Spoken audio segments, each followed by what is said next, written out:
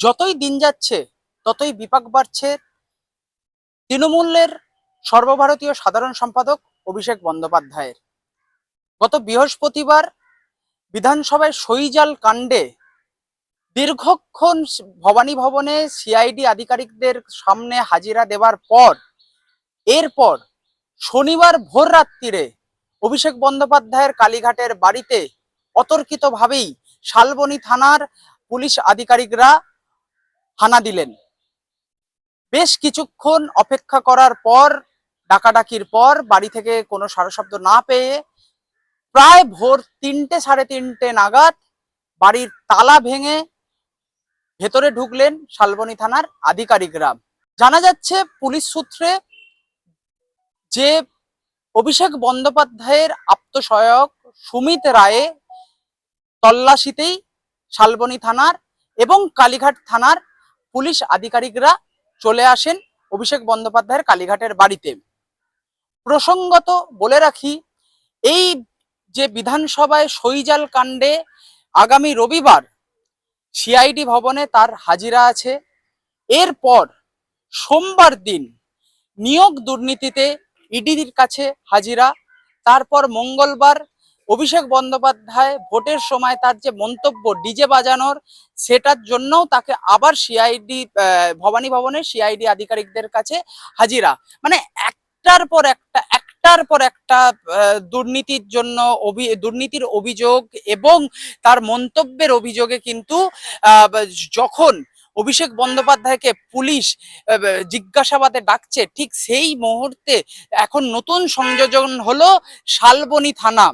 প্রসঙ্গত এখানে জানিয়ে রাখি যে ইতিমধ্যে শালবনী থানার তৃণমূলের প্রাক্তন বিধায়ক সুজয় হাজরাকে শালবনী থানায় জমি কেলেঙ্কারিতে আটক করার পর জিজ্ঞাসাবাদে তার কাছ থেকে অভিষেক বন্দ্যোপাধ্যায়ের আপ্তসহায়ক সুমিত রায়ের কথা উঠে আসে।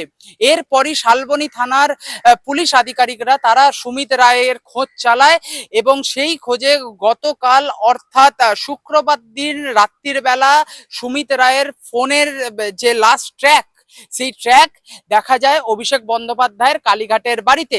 এরপরই শালবনী থানার পুলিশ আধিকারিকরা আসে প্রথমে কালীঘাট থানায়, সেখানে একটি জিডি করা হয়। তারপরে কালীঘাট থানার পুলিশ আধিকারিকদের নিয়ে শালবনী থানার পুলিশ আধিকারিকরা অভিষেক বন্দ্যোপাধ্যায় কালীঘাটের পটুয়াপাড়া লেনের বাড়িতে পৌঁছায়।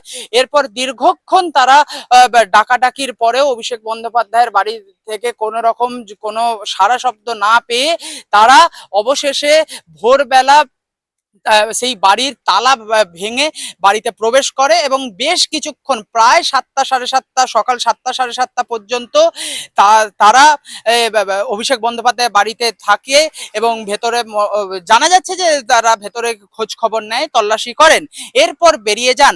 তারপরে কিন্তু রাজ্যের প্রাক্তন মুখ্যমন্ত্রী মমতা বন্দ্যোপাধ্যায়ও কিন্তু অভিষেক বন্দ্যোপাধ্যায়ের বাড়িতে আসেন, বেশ কিছুক্ষণ অভিষেক বন্দ্যোপাধ্যায়ের বাড়িতে থাকেন, তারপরে তিনিও বেরিয়ে যান। তিনিও কিন্তু সংবাদ মাধ্যমের সাথে কোনো রকম কথা বলেননি।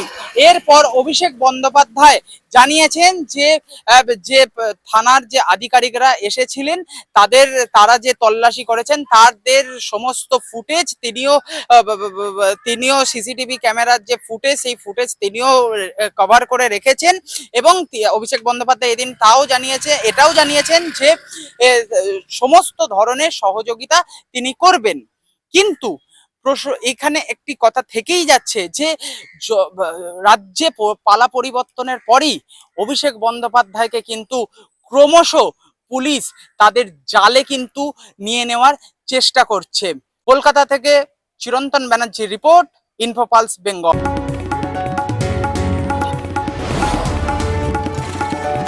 আপনারা দেখছেন ইনফোপালস বেঙ্গল, সত্যের স্পন্দন, বাংলার কণ্ঠ।